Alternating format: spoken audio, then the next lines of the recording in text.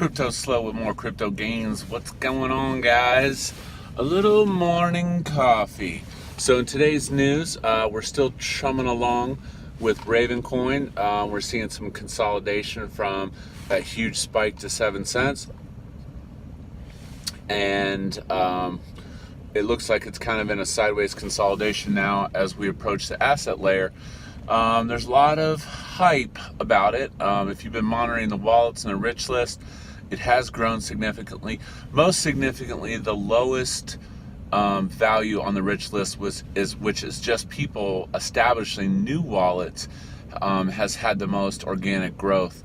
A cool fact was they did a comparison on hash, and it comparably had surpassed ETH hash at one point, which is a pretty amazing feat for such a coin grown from grassroots. But do I think some of the hype of the asset layer is built in to the price right now?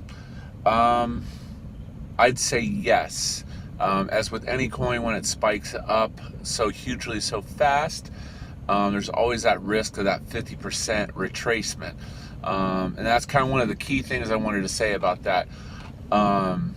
As always, this is just my opinion. I personally would not buy before a retracement unless you thought you're going to just be in it for the long term. If you're in it for the long term, then really the price really doesn't matter right now because the market cap is so low. In other news,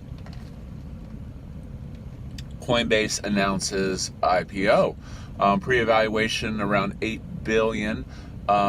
Could this be the next Facebook or Google? Don't know. I don't know if it's going to be just accredited investors or if it's going to be available to everyone.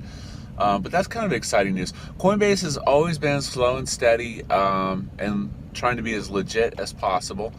They did just release the new Circle stablecoin, which is kind of a cool idea for them, so that you don't always have to go back to fiat, and it makes your money a little more movable, because not all exchanges will take fiat per se versus a stablecoin.